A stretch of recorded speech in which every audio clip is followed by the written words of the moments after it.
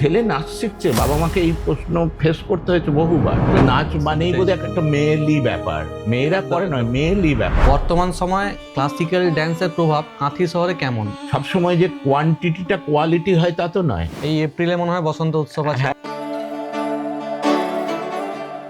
ওইখানে আবার আবার তোমরা আমাদের দেখতে পাবে। ছেলে মেয়ে পড়াশুনো করে ডাক্তার হবে, ইঞ্জিনিয়ার হবে, একদম টিচার হবে, প্রফেসর হবে, এই সব প্রফেশনগুলো তারা চাইতেন। ক্লাসিক্যাল ড্যান্স একজন মানুষকে কি শেখায়? বিশেষ করে ভারতীয় নৃত্য নিয়ে আমার যেহেতু চর্চা বা আমার সাধনা, শুধুমাত্র সস্তা মনোরঞ্জন নয়, সাইকিক যারা বিষণ্ণতা রোগে ভুগছে তারা কিন্তু তাদের উপর এই ড্যান্স থেরাপি, মিউজিক থেরাপি প্রয়োগ করে তাদের সুস্থ করে তোলা হচ্ছে। আজকের দিনের আপডেটেড ছেলে মেয়ে, তোমরা আমাকে ডেকে এনে এতক্ষণ সময় আমরা আলাপচারিতা করছি, সময় কাটাচ্ছি, এখানেও আমার নৃত্যকলার জয়। শুধুমাত্র ওই সিনেমার নাচ দেখে, বলিউডি নাচ দেখে, রিয়েলিটি শোর নাচ দেখে যদি কেউ নৃত্য শিক্ষক হতে চায়, ভিডিও দেখে নৃত্য বিদ্যা শিখতে চায়, সে কিন্তু খুব ভুল করবে।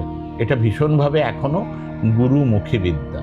গুরু তোমাকে দেবেন, তোমাকে অঞ্জলি পেতে মন প্রাণ দিয়ে সেটা গ্রহণ করতে হবে। আমি বোধহয় প্রথম নৃত্য শিল্পী বা কাঁথির ছেলে, পুরুষ মানুষ আর কি, যে নাচ শিখে পরবর্তীকালে নাচটাকে প্রফেশন হিসেবে গ্রহণ করছেন। লোকে মেয়েদের পাঠাতে ভয় পেত। আজকের পডকাস্টে আমি কথা বলবো এমন একজন মানুষের সাথে যিনি নাচকে শুধু শিল্প নয়, জীবনের পথ হিসাবে বেছে নিয়েছেন। ছোট্ট শহর থেকে উঠে আসা একজন ক্লাসিক্যাল ড্যান্সার, যিনি নাচের মাধ্যমে বদলে দিয়েছেন নিজের জীবন ও অনেকের ভবিষ্যৎ।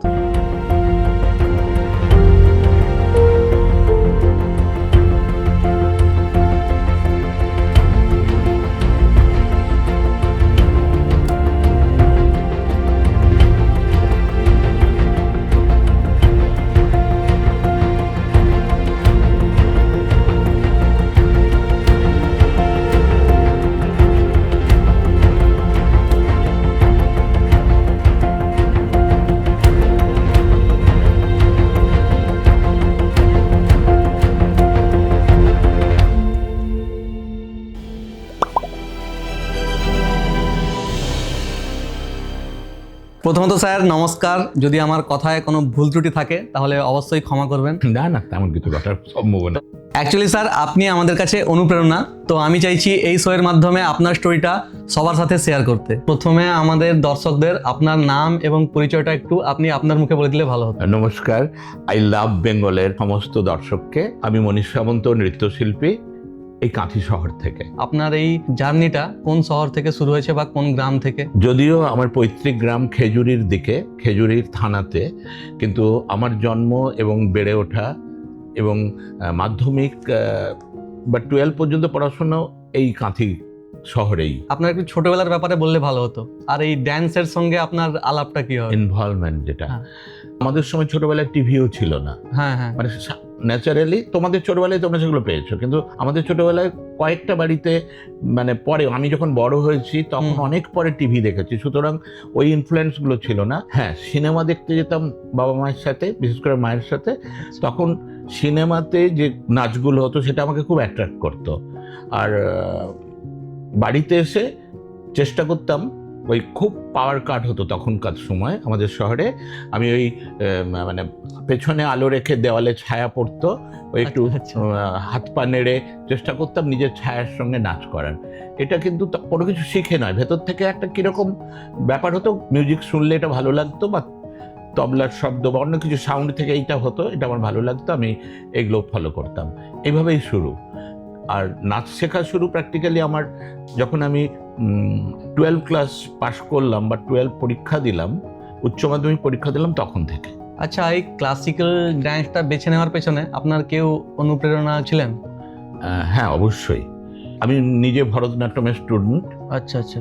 গুরু থাঙ্কমণি কুট্টি, গোবিন্দন কুট্টির যে ডোভার লেনে, কলকাতার ডোভার লেনে যে স্কুল ছিল তখন, এখন এটা উঠে গেছে গল্ফ গ্রিনে, আমি সেখানে ভরতনাট্যম শিক্ষা লাভ করেছি এদের ছত্র ছায়ায়। কিন্তু সেটা তো অনেক পরে গিয়ে, কলকাতা গিয়ে 11-12-এ। তার আগে কাঁথি শহরে লিজেন্ড ওডিসির শাস্ত্রীয় নৃত্যের শিল্পী সংযুক্তা পানিগ্রাহী, তার একটা প্রোগ্রাম দেখেছিলাম, লাইভ প্রোগ্রাম কাঁথিতেই হয়েছিল সেটা। এবং শান্তিনিকেতন থেকে সেই সময়, মানে আমি তখন বোধহয় 5-6 এরকম হবে, কন্টাই লায়ন্স ক্লাব একটা টিম এনেছিলেন যারা শান্তিনিকেতনে রবীন্দ্র নৃত্য নাট্যগুলো অভিনয় করেছিলেন টাউন হলে। তো আচ্ছা আচ্ছা।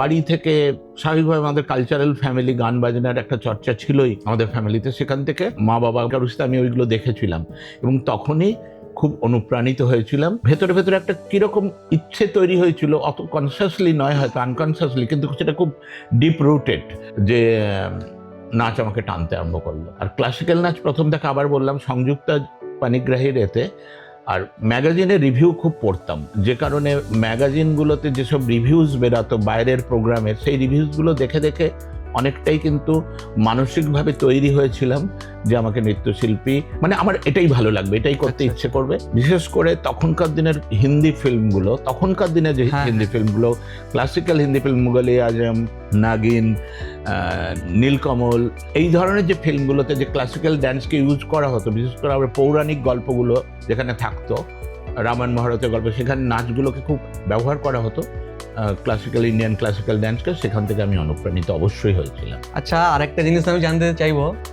তখনকার সময় আপনার পারিবারিক রিয়াক্টটা কেমন ছিল? তো আমি যখন আরম্ভ করলাম তখন আমি অনেকটাই বড়, 12 যখন পড়ছি। পরিবার থেকে কোনো বাধা পেয়েছেন? হ্যাঁ, ক্যামেরার সামনে ওইভাবে বলতে চাইছি না, কিন্তু বাধা তো একটা কোথাও ছিলই, কারণ আমাদের মতো যে মানে মিডল ক্লাস ফ্যামিলিগুলোতে ছেলে মেয়ে পড়াশুনো করে ডাক্তার হবে, ইঞ্জিনিয়ার হবে, একদম টিচার হবে, প্রফেসর হবে, এই সব প্রফেশনগুলো তারা চাইতেন, সব গার্জিয়ানই চাইতেন, আমার গার্জিয়ানও চাইতেন। আমি পড়াশোনায় ভালো ছিলাম, আমার বাবা শিক্ষক মহাশয় ছিলেন একটা স্কুলের কাঁথির, সেই কারণে তারা চেয়েছিলেন।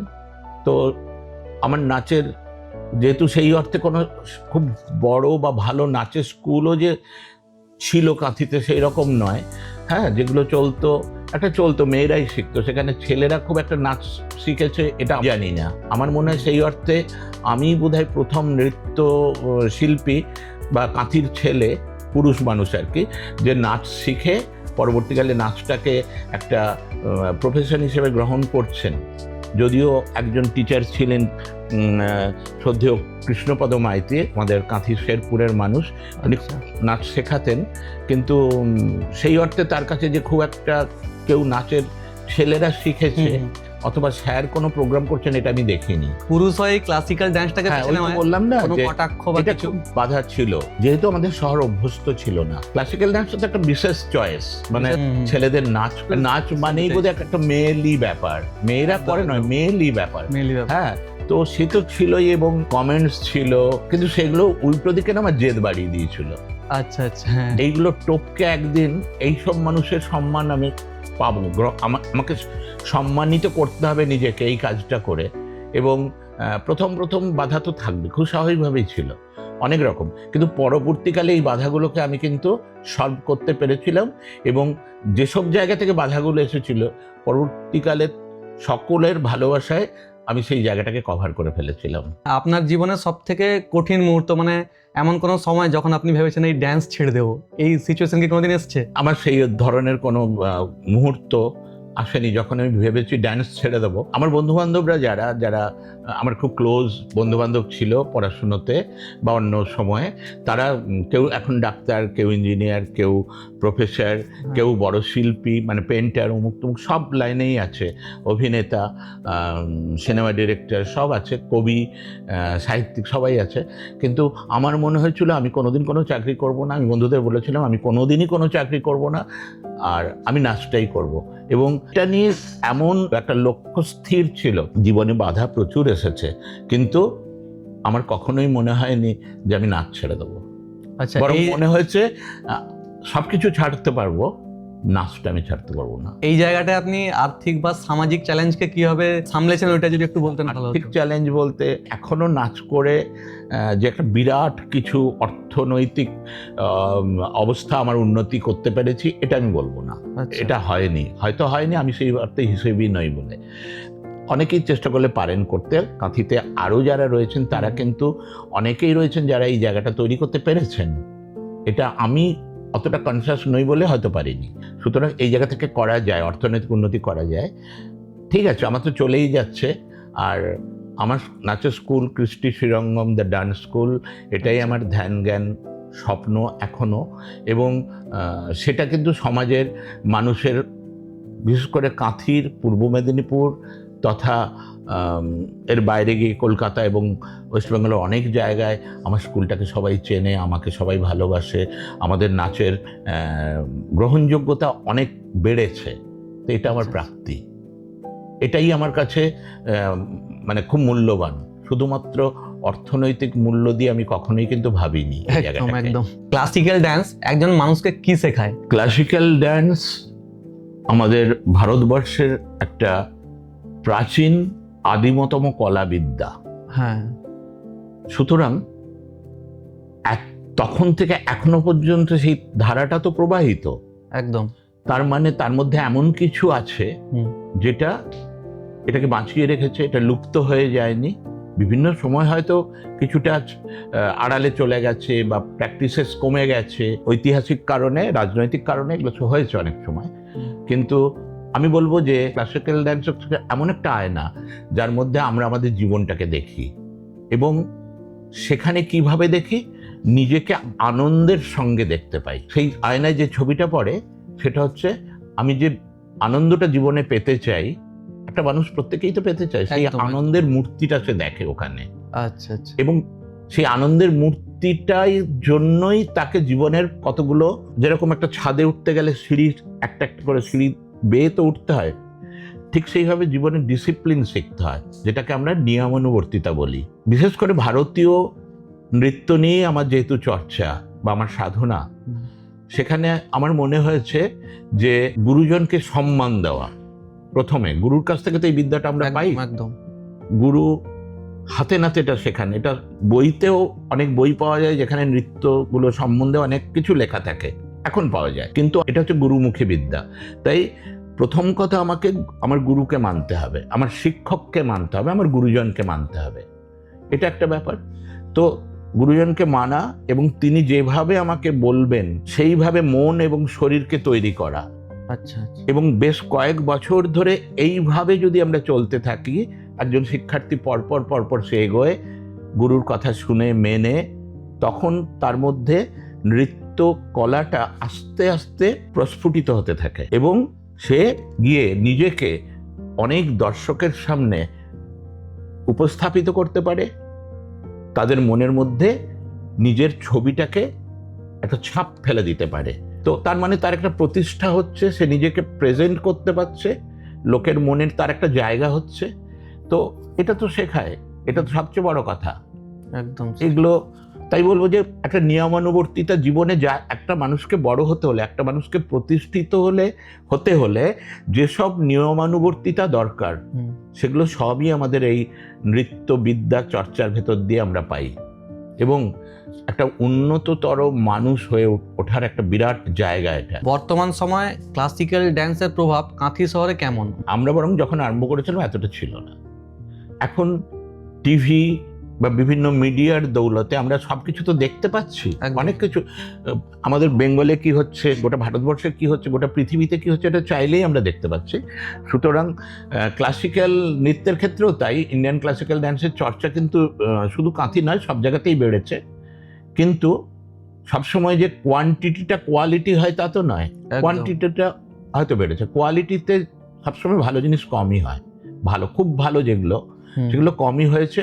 কাঁথিতে সেই অর্থে বেড়েছে বলবো। অনেক ছেলেমেয়েরা নাচ নিয়ে চর্চা করছেন, নৃত্য চর্চাকে জীবিকা করছেন, কিন্তু বলবো ক্লাসিক্যাল নৃত্য বা সিরিয়াস নৃত্য যেটা, সেই নৃত্য মানে কে শুধুমাত্র অনেকেই ভাবেন, অনেক ছাত্রছাত্রীরাই ভাবেন বা তাদের অভিভাবকরা ভাবছেন হয়তো খালি মনোরঞ্জনের বিষয়, খালি মেকআপ করে কতগুলো সুন্দর ড্রেস পরে লোকজনের মনে দোলা দেওয়া, নিজে আনন্দ পাওয়া, খানিকটা হুল্লোড় করা, এটাই বোধহয় নাচ, কিন্তু নয়। তো এইখানে অনেকে বিজনেসকে মিক্সড করছেন, এই বিষয়ে আপনার মতামতটা কি? দেখো বাবু, আমি একটা কথা বলি, সেটা হচ্ছে যে অনেক আগে রাজারা নৃত্যশিল্পীদের পেট্রন ছিলেন, মানে তাদের পৃষ্ঠপোষণায় নৃত্যকলা বেড়ে উঠেছিল আদিম প্রাচীন ভারতবর্ষে। পরবর্তীকালে সেটা শিল্পীকে নিজের খাদ্য, নিজের বাসস্থান, এগুলোর পেছনে যে সাপোর্টটা দেওয়া। নিজেকে বেঁচে থাকতে হলে তো খাদ্য, বাসস্থান, পোশাক এগুলো লাগে। নিজেকে মার্কেটেবল করে তুলতে হয়েছে যাতে লোকে তার শিল্পটাকে গ্রহণ করে, তার বিনিময়ে তারা কিছু পায়। কিন্তু এটাকে সাধারণ দোকানদারি বললে বোধহয় ভুল হবে বা ভাবলে ভুল হবে। খালি আমি নাচবো আর পয়সা পাবো, আমার গাড়ি বাড়ি সব কিছু হয়ে যাবে, এটা স্বপ্ন না হয়ে আমার শিল্প বা আমাদের দেশের এই যে নৃত্যকলা, মহান নৃত্যকলা, এই শিল্পটাকে যদি আমি আরো উন্নত করতে চাই, আমি চর্চা করে আরো তার প্রসার করতে চাই বা নিজেকে তার সঙ্গে যুক্ত রাখতে চাই, তাহলে অবশ্যই জীবনে অনেক বেশি ত্যাগ করতে হবে, অনেক কিছু ছাড়তে হবে যেগুলো সাধারণ মানুষ ছাড়তে পারেন না, সেগুলো কিন্তু ছাড়তে হবে, ত্যাগ করতে হবে, এবং সেইগুলো ত্যাগ করলে একজন মহান শিল্পী বা বড় শিল্পী হওয়া যাবে। আচ্ছা, এখন ওই ইনস্টাগ্রাম বা বিভিন্ন রিলে ড্যান্সকে বিভিন্নভাবে বিকৃত করে দেখানো হচ্ছে, ওইটার ব্যাপারে একটু কিছু বলুন। হ্যাঁ, আমি রিয়েলিটি শোর কথা আগে বলবো। যেটা বলার, এখানে রিয়েলিটি ম্যাক্সিমাম আমাদের ভারতবর্ষে বিশেষ করে আমি যেগুলো চোখে পড়ে, দেখা যাচ্ছে যে প্রথম যখন আরম্ভ করেছিলেন চ্যানেলগুলো, মোটামুটি একটা গ্রহণযোগ্যতা আমাদের মতো শিল্পীদের কাছে বা নৃত্য শিক্ষকদের কাছে ছিল। কিন্তু পরে পরে পরে পরে দেখলাম ব্যাপারটা শুধুমাত্র সস্তা বিজনেস, এবং সেখানে নাচের, নৃত্যকলার, বিভিন্ন নৃত্যধারার যে ব্যাকরণ বা নিয়মানুবর্তিতা যেগুলো আছে, শৃঙ্খল যেগুলো মানতেই হবে, সেগুলো কিন্তু মেনটেন করা হচ্ছে না, এবং গায়ের জোরে যা ইচ্ছে করা হচ্ছে। পরবর্তীকালে বুঝেছি বা এখন বুঝতে পারছি, যারা এগুলো করছেন তারা আসলে নৃত্যকলা নিয়ে চর্চা করেন না বা নৃত্যকলা সম্বন্ধে তাদের জ্ঞান নেই, তারা শুধুমাত্র বিজনেস করছেন। এবং সেগুলোই আমাদের এখনকার ছেলেমেয়েরা ইনস্টাগ্রাম বলো বা অন্যান্য জায়গায় এগুলো তারা দেখছে এবং ফলো করছে। সেই কারণে আমি এর ঘোরতর বিরোধী। আমি বলবো একদম গুরুর কাছে গিয়ে, যেরকম আমরা ডাক্তার দেখাতে গেলে একজন ভালো ডাক্তার খুঁজি, তাই নৃত্যকলা নিয়েও যদি চর্চা করতে হয় তাহলে একজন ভালো নৃত্য গুরুর কাছে গিয়ে বা নৃত্য গুরুদের কাছে গিয়ে এটা শেখা উচিত। কিন্তু এই ভুলভাল প্র্যাকটিসের ভেতর দিয়ে আমাদের ঐতিহ্যময় যে নৃত্যকলা, সেটাকে আমরা নষ্ট করে ফেলছি। সবাই নয়, অনেকে করছেন। আমার তো ছাত্রীরা রয়েছেন, অনেক চেনাশোনা রয়েছেন অনেকের সাথে। আমার শুধু কাঁথি নয়, কাঁথির বাইরে গোটা ভারতবর্ষের অনেক শিল্পীর সাথে, নৃত্যশিল্পীর সাথে আমার যোগাযোগ রয়েছে রেগুলার। তো সেই কারণেই বলবো সবাই এরকম নন। হ্যাঁ, আমি কিন্তু দেখেছি ক্লাসিক্যাল ড্যান্স থেকে অনেকে দূরে সরে যাচ্ছে। আসলে হ্যাঁ, ক্লাসিক্যাল ড্যান্সটা, যে কোনো ক্লাসিক্যাল ড্যান্স, ধরো কত্থক, ভরতনাট্যম, মণিপুরি, ওডিসি, এগুলো প্রত্যেকটা কিন্তু বহু বছর ধরে কঠিন শ্রমের ভেতর দিয়ে নিজেকে তৈরি করতে হয়, শিখতে হয়। তখন একটা জায়গা পাওয়া যায়, অন্তত মিনিমাম 10টা বছর। সেই সময়টা যদি আমরা না দিই, তখন কিন্তু, এবং অভিভাবকরা তার ছেলেমেয়েদের জন্য সেই সময়টা ব্যয় না করেন, তাদের সেই ধৈর্য না থাকে, তাহলে এই নাচ, ক্লাসিক্যাল নাচ শেখা যাবে না। ওই হুল্লোড়, উদ্দামতা, অকারণ পোশাক আশাক, যেগুলো শুধুমাত্র একটা রঙিন প্রজাপতির মতো উড়ে বেড়ানো, এইরকম যদি অ্যাটিটিউড হয়, তাহলে আমি বলবো এর ক্ষতিই হচ্ছে। এবং এরা পেছাচ্ছেন যারা এটাকে ঠিকঠাকভাবে নিতে পেরেছেন, কঠিন সাধনার ভেতর দিয়ে এবং ত্যাগের ভেতর দিয়ে। ত্যাগ বলতে তোমাকে নিজেকে যখন প্রতিষ্ঠিত করতে হবে, এটা নৃত্য কলাটা একটু অস্বাভাবিক প্রফেশন। অস্বাভাবিক বলতে, লোকে একটা দোকান দিলে, একটা কিছু বিজনেস করলে বরং অনেক পয়সা আসে তার আগে, কিন্তু এই 10 বছর সময়টা তাকে দিতেই হবে শেখার জন্য। মিনিমাম, এটা মিনিমাম, তার সারা জীবনই চলতে থাকে, শেখার তো কোনো শেষ হয় না। কিন্তু একটা জায়গায় যখন কেউ আসতে পারে, সেই জায়গায় আমি অনেকের নাম বলতে পারি। অনেক বড় বড় গুরুরা রয়েছেন, শ্রদ্ধেয় গুরুরা রয়েছেন, শ্রদ্ধেয় শিল্পীরা রয়েছেন, তাদের পেছনে কিন্তু পয়সা ছুটেছে। এবং হিন্দি ফিল্মে তো আমরা দেখি, ভারতের যে ফিল্মগুলোতে, সেখানে ড্যান্সার, অভিনেতাদের খুবই গুরুত্ব। বৈজয়ন্তীওয়ালা, রেখাজি, ওয়াহিদা রহমান, এদের মতো আরো অনেকে রয়েছেন। এরা তো নাচটাকেও, হেমা মালিনী রয়েছেন, তারা কিন্তু প্রত্যেকেই প্রখ্যাত নৃত্যশিল্পী, এবং পরবর্তীকালে অভিনয়ের জগতে যখন এসেছেন, তখন সেই নৃত্যকলাটা তারা খুব ভালোভাবে কাজে লাগিয়েছেন সবার জন্য। ঠিকভাবে যদি কেউ নেয়, এটাকে প্রফেশন হিসেবে নেয়, বা তার যদি জেদ থাকে যে আমি হারিয়ে যাব না, আমাকে এটাকে নিয়ে চলতে হবে, তাহলে কিন্তু এই জায়গাটা তৈরি করা যায়। আপনার এই স্টুডেন্ট থেকে শিক্ষক হওয়ার জার্নিটা একটু যদি বলতেন ভালো হতো। আমি ক্লাস 12-এ পড়ার সময় আমার সেই অর্থে নৃত্য শিক্ষা শুরু। এরপরেই কিন্তু আমি কলকাতা পড়তে চলে যাই, এবং সেখানে গিয়ে প্রখ্যাত দক্ষিণ ভারতীয় নৃত্য গুরু থাঙ্কমণি কুট্টি এবং গুরু গোবিন্দন কুট্টি স্কুলে, কলকাতা কলামণ্ডলমের ছাত্র আমি হই, এবং সেখানে নৃত্য চর্চা শুরু হয় ডোভার লেনের স্কুলে। তারপরে পড়াশোনা চলছে তার সঙ্গে কলেজে, এবং আমার নাচের চর্চাটাও চলছে।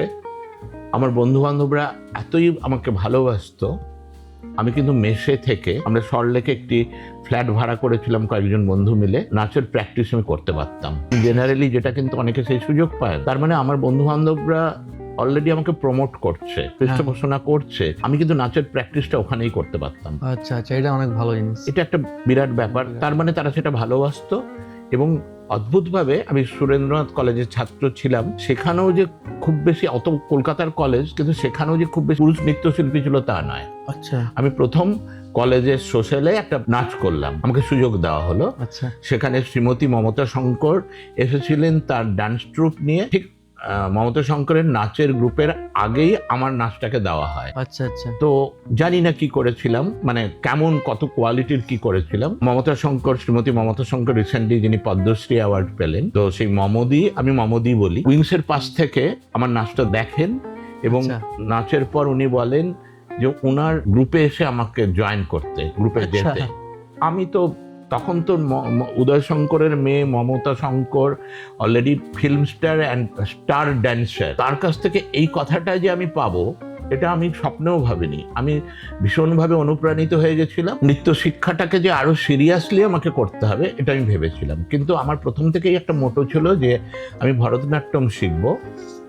মমতা শঙ্করের স্কুলে তো ভরতনাট্যম সেই অর্থে শেখানো হয় না, ওখানে তাদের স্টাইলটা শেখানো হয়। আমি সেখানে গেলাম না, কিন্তু নৃত্য চর্চা ওই নাচের স্কুলে আমার চলতে থাকলো। পরবর্তীকালে যখন কলেজ পাস আউট হলাম, বাড়ি থেকে পিছুটা আসতে আরম্ভ করলো, এবারে ফেরো, বেশ কয়েক বছর ওখানে কাটালাম এইগুলোকে অ্যাভয়েড করে, প্রাইভেট টিউশন করে কলকাতায় নিজের খরচ নিজে চালালাম। পরে যখন কাঁথিতে এলাম বা আসার সময় হলো পড়াশোনার শেষে, এসে দেখলাম কাঁথির জমি কিন্তু নৃত্য চর্চার জন্য তৈরি তখনও নয়।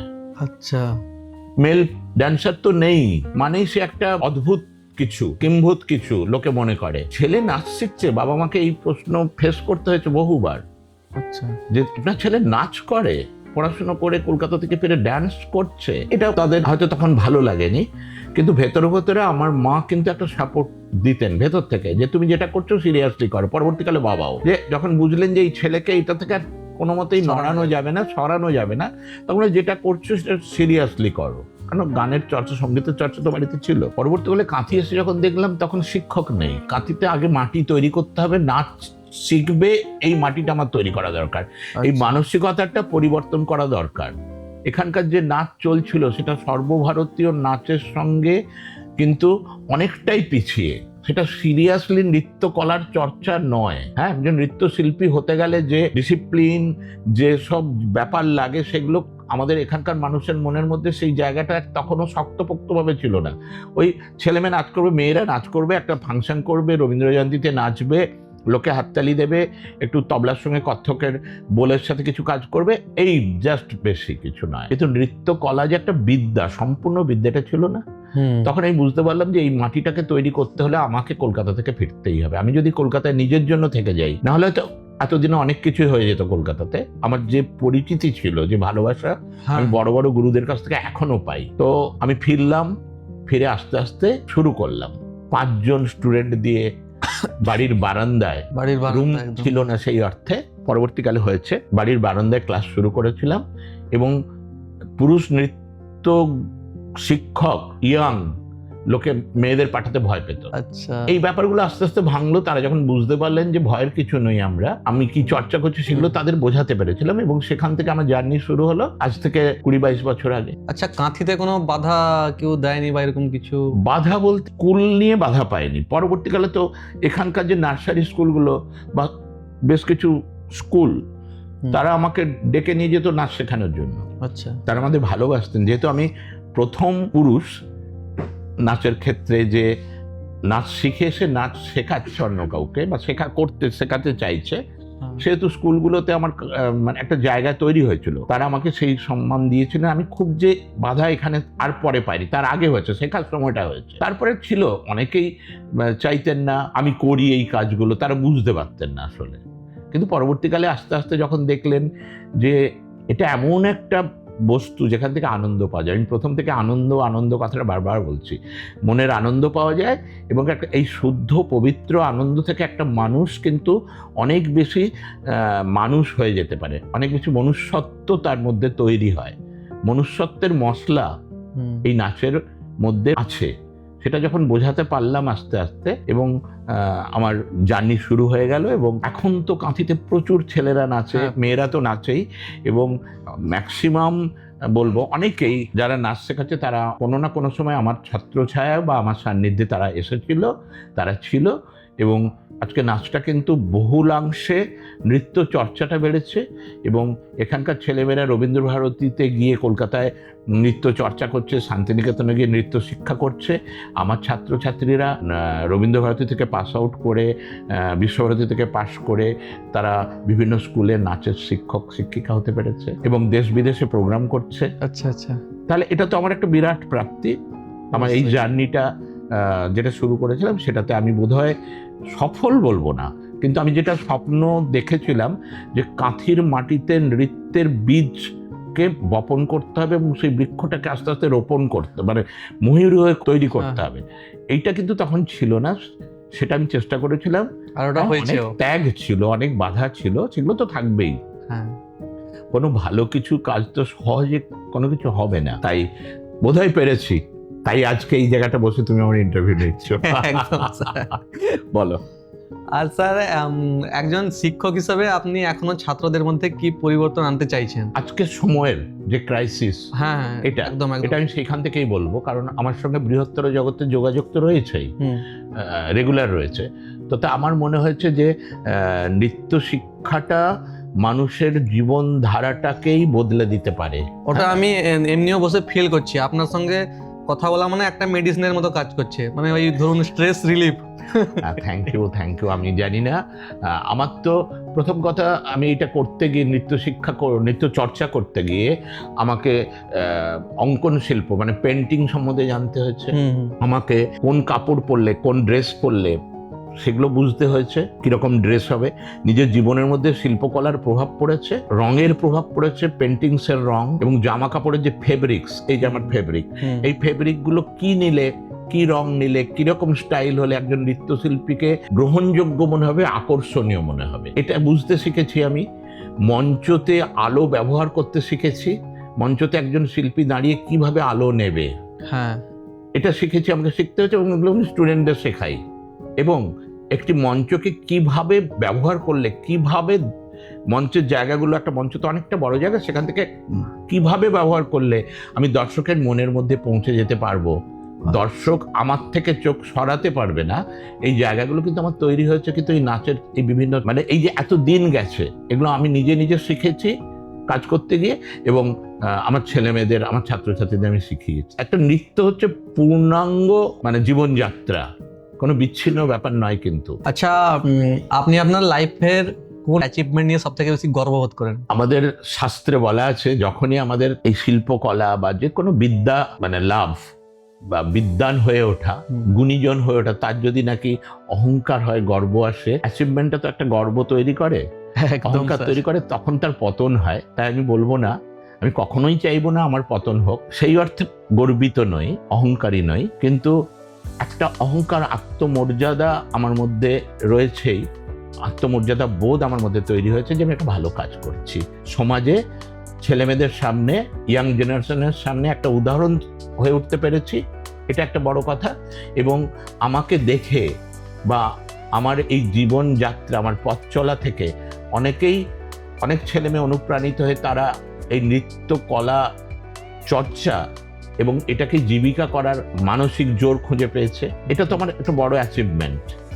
আর আগেই বলছিলাম, ছাত্রছাত্রীরা অনেক জায়গায় কাজ পেয়েছে, মর্যাদা লাভ করেছে, সম্মান পেয়েছে, সেগুলো তো বটেই, সেগুলো তো এখনো পেতে থাকছি, চলছে।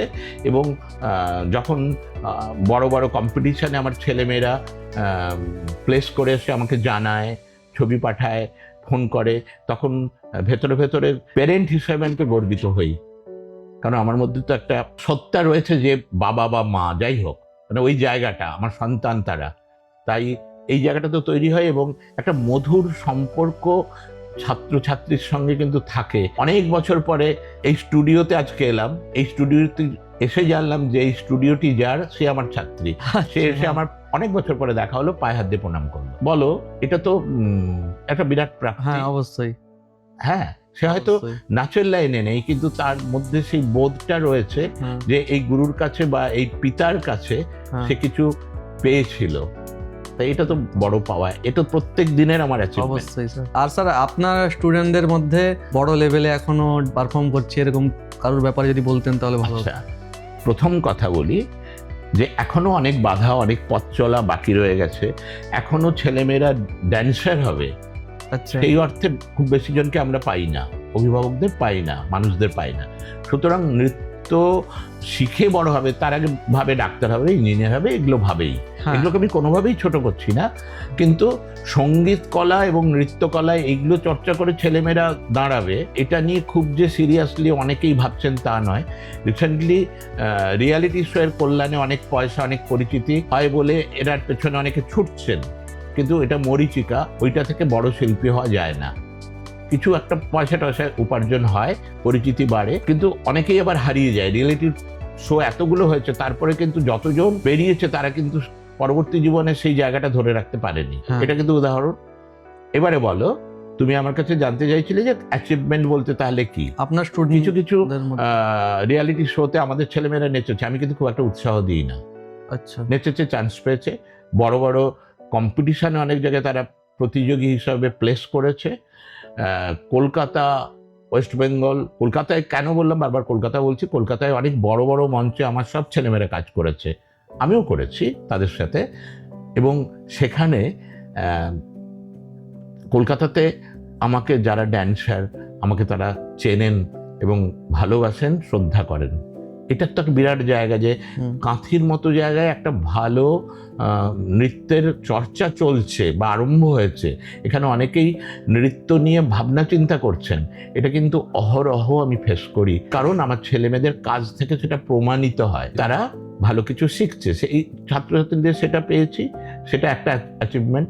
দ্বিতীয় কথা, ছেলেমেয়েরা বিশ্ববিদ্যালয়ে নাচ নিয়ে পড়াশুনো করে নাচের টিচার হিসেবে কাজ পাচ্ছে তারা, এটা একটা জায়গা। আচ্ছা স্যার, বর্তমান প্রজন্মকে বা নতুন প্রজন্মকে কি বার্তা দিতে চান যারা এই শিল্পকে পেশা হিসেবে বেছে নিতে চায়? বাচ্চাদের জন্য dance is a good exercise, কারণ এখনকার বাচ্চারা খেলাধুলো ভুলে যাচ্ছে, তাদের করার সময় পাচ্ছে না। সুতরাং নাচটাকেও যদি তারা একটা রেগুলার বেসিসে শিখতে চায়, সেক্ষেত্রে শরীর এবং মনের ব্যায়াম হয় একদম। সেটা থেকে একটা মানুষের বেড়ে ওঠার পক্ষে এটা একটা বিরাট জায়গা। বিশেষ করে নাচের সঙ্গে শিল্প এবং সৌন্দর্য, সৌন্দর্য বলতে এই যে সুন্দর পোশাক, সুন্দর করে দাঁড়ানো, সুন্দর করে কথা বলা, নিজেকে অন্যের কাছে গ্রহণযোগ্য করে তোলা, রিপ্রেজেন্টেবল করে তোলা, এটা শিক্ষাটা কিন্তু সে এই নাচের ভেতর দিয়ে পেতে থাকে স্বাভাবিকভাবে। এই কারণেই একজন ড্যান্সার যখন কথা বলে সেটা খুব স্বাভাবিকভাবে অন্যের চেয়ে আলাদা হয়, চোখে পড়ে। এটা তো হয়, এটা একটা বিরাট ব্যাপার। অলরেডি বুঝতে পারছি আপনার সঙ্গে কথা বলে। তো সেটা হয়। এবং নেক্সট হচ্ছে যে তাদের যখন তারা আস্তে আস্তে শিখতে থাকে, যদি একটু সিরিয়াসলি তাদের, কারণ প্রত্যেকের মধ্যেই সুর, ছন্দ, তাল, লয় এগুলো থাকে। আচ্ছা, তার যখন এটার সম্বন্ধে আস্তে আস্তে ভালো লাগা তৈরি হতে থাকে, তখন সে আরো নিজের ইন্টারেস্টে সে আরো বেশি ভালো কিছু শিখতে চায়, এগোতে চায় আস্তে আস্তে। সুতরাং সেটা যখন হতে থাকে, আর একটু যখন বড় হয়, এবারে তার মধ্যে মনে হয় যে এই নাচটা শিখে আমি কি করব। যখন 10, 11, 12 এই সময়টা, এখনকার বাচ্চারা কিন্তু খুব ম্যাচিওর, তখন সে যদি তার চতুর্দিকে চোখ চালায় বা জানতে চেষ্টা করে, তখন সে দেখে বা দেখতে পাবে নাচ করে একটা মানুষ সুন্দর জীবিকা নির্বাহ করতে পারে। সে কোরিওগ্রাফার হতে পারে, সে মানে ড্যান্স কোরিওগ্রাফার, সে পোশাক তৈরি করতে পারে, সে যদি নাচ নাও করে, মেকআপ আর্টিস্ট হতে পারে, যেগুলো সব নাচের সম্বন্ধে সম্পর্কিত। আচ্ছা আচ্ছা। গয়না তৈরি করতে পারে, নাচের অলংকার তৈরি করতে পারে। আচ্ছা, এবারে সে যদি নিজে প্রফেশনাল ড্যান্সার হতে চায়, সে যদি সেইভাবে তৈরি করে, যে প্রচুর নাচের জায়গা তৈরি হবে তার জন্য। এখনকার যে তোমার মিডিয়া, সোশ্যাল মিডিয়াতে সে তার নিজের কাজগুলো ছেড়ে বা দেখিয়ে সে ফলোয়ার্স বাড়িয়ে নিতে পারে, বাড়িয়ে সে তার কাজ ছড়িয়ে যাচ্ছে। তার মানে সে ভারতবর্ষের বিভিন্ন জায়গায় সে যেতে পারবে, যেটা আমার ক্ষেত্রে হয়েছে, আমার ছাত্রছাত্রীদের ক্ষেত্রে হয়েছে, তাদের ক্ষেত্রে হবে। এবং পরবর্তীকালে আরো এগিয়ে গিয়ে সে নিজে একজন প্রফেশনাল ড্যান্সার হতে পারে। প্লাস যদি সেটাও না পারে, তাহলে একটা নৃত্য শিক্ষক হতে পারে, নাচ শেখাবে সে কয়েকজন বাচ্চাকে, অল্প কিছু বাচ্চাকে। যেটা আমার স্টুডেন্টদের ক্ষেত্রে হয়েছে, তারা 11-12 কলেজে পড়তে পড়তেই পাড়ায় বা পরিচিত কাউ ছেলে মেয়েকে নাচ শেখায়, তাদের ওই নেল পলিশ কেনা, লিপস্টিক কেনা, একটু পোশাক কেনা, একটু ঘুরতে যাওয়ার খরচ তারা তুলে নেয়। তো এখান থেকে ব্যাপারটা আরম্ভ হয়। পরবর্তীকালে এইখান থেকে তারা বুঝতে পারে এটা আমার জীবিকা নির্বাহের পথ হতে পারে। এবং আজকের দিনে যখন শিক্ষিত ছেলেমেয়েরা চাকরি পাচ্ছে না, খুব ক্রাইসিস, চাকরি পেয়েও চলে যাচ্ছে, তখন এই প্রফেশনটাকে যদি তারা নিতে পারে, তারা অনেক মানুষের মন জয় করতে পারে এবং ইনকাম তো সাথে সাথে হবেই, নিজেকে ছড়িয়ে দিতে পারে এবং এর কোনো রিটায়ারমেন্ট নেই, যে যতদিন তার শরীর সক্ষম সে কাজ করে যেতে পারে। এখান থেকে সে ফিল্ম লাইনে যেতে পারে, এখান থেকে টিভি শোজগুলোতে সে চান্স পেতে পারে, টিভি সিরিয়ালগুলোতে পেতে পারে। অনেকেই রয়েছেন ছেলেমেয়েরা যারা রেগুলার নৃত্য শিক্ষা করে, নাচ শিখে এইসব জায়গায় গেছেন। তো জীবিকা একদমই অনেক রকমভাবে খোলা, যে যেভাবে নেবে সেটা যদি সেইভাবে নেয়, নিশ্চিতভাবে আমি বলবো ভয় পাওয়ার কিচ্ছু নেই, বা দুশ্চিন্তা করার গার্ডিয়ানদের, অভিভাবকদের কোনো জায়গাই নেই। তারা এখনকার সোশ্যাল মিডিয়াটা একটু যদি ফলো করেন, তখন বুঝতে পারবেন জীবনের কোন কোন ক্ষেত্রে ড্যান্সাররা কাজের জায়গা খুঁজে পেয়েছে। মেডিকেল সায়েন্সেও এখন ড্যান্স থেরাপি, মিউজিক থেরাপি, এইগুলো করে অসুস্থ মানসিকতার, মানে যারা সাইকিক, যারা বিষণ্ণতা রোগে ভুগছে, তারা কিন্তু তাদের উপর এই ড্যান্স থেরাপি, মিউজিক থেরাপি, এই সিস্টেমটাকে প্রয়োগ করে তাদের সুস্থ করে তোলা হচ্ছে। তারা সুস্থ হয়ে উঠছেন এবং আমরা একটা সঙ্গীত নৃত্যময় সমাজ তৈরি করতে পারছি। আমার মনে হয় সব দিক থেকেই নৃত্য মানুষকে পূর্ণাঙ্গ একটি মানুষ তৈরি করতে পারে, যে নিজের পায়ে দৃঢ়ভাবে দাঁড়িয়ে নিজেকে সমাজের সামনে তুলে ধরতে পারে। আচ্ছা স্যার, একটু আপনার পার্সোনাল লাইফ, ছেলে মেয়ে কে কেমন কাজ করে, পার্সোনাল লাইফের ব্যাপারে একটু বলুন। আচ্ছা, আমি বায়োলজিক্যালি কারুর বাবা বা মা নই। আচ্ছা। কিন্তু আমার অজস্র ছেলে মেয়ে। আচ্ছা। আমি বা আমার স্ত্রী এটা কখনোই অভাব অনুভব করিনি, এখনো পর্যন্ত করিনি। কারণ আমরা যেহেতু পার্সোনাল লাইফ বলে, আমরা দুই বন্ধু, ছোটবেলার দুই বন্ধু, স্কুলে পড়ার সময়ের বন্ধু, দুই বন্ধু একই পরিবারে থাকি, একই ছাদের তলায় থাকি। আমাদের মধ্যে কোনো বিভেদ রেখা নেই, একটাই পরিবার। এবং লোকে এখন কাঁথিতে যারা আমাকে চেনে তারা এটা জানে, একটাই পরিবার, দীর্ঘ 30 বছর একসাথেই আছি।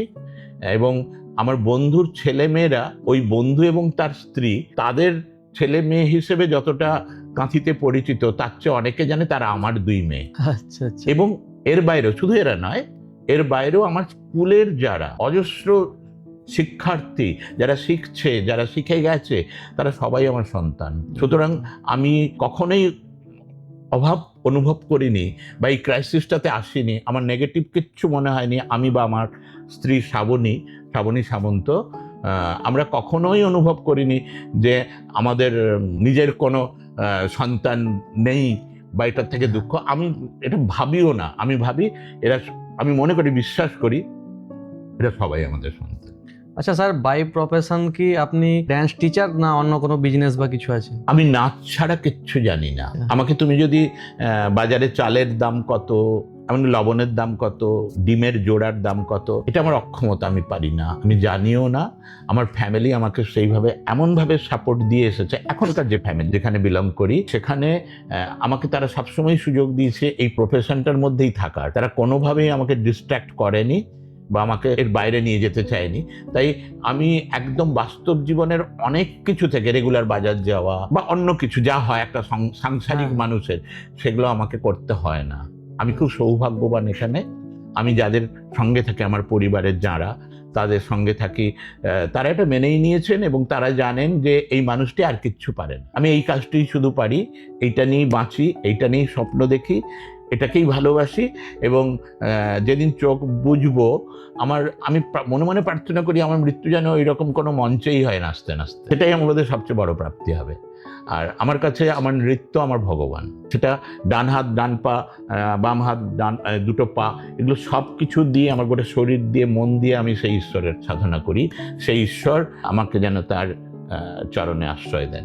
স্যার, আমি দেখেছি আপনার একটা ড্যান্স একাডেমিও আছে, তো ওইটার সম্বন্ধে একটু ইনফরমেশন দিন আমাদের। এই ড্যান্স একাডেমির সম্বন্ধে বলতে গেলে বলি, আমি যখন একাডেমিটা শুরুও করিনি, তার আগে কিন্তু আমি নাচ শেখানো শুরু করেছি। আচ্ছা। একাডেমি ফর্মে নয়, মানে তখন আমি বুঝতে চেষ্টা করছিলাম আমার গ্রহণযোগ্যতা তৈরি হচ্ছে কিনা কাঁথি শহরে, কারণ আগেই বলেছি মানুষ পুরুষ শিক্ষকের কাছে ছেলে মেয়েকে পাঠাতে চাইতো না, এটা একটা অসুবিধার জায়গা ছিল।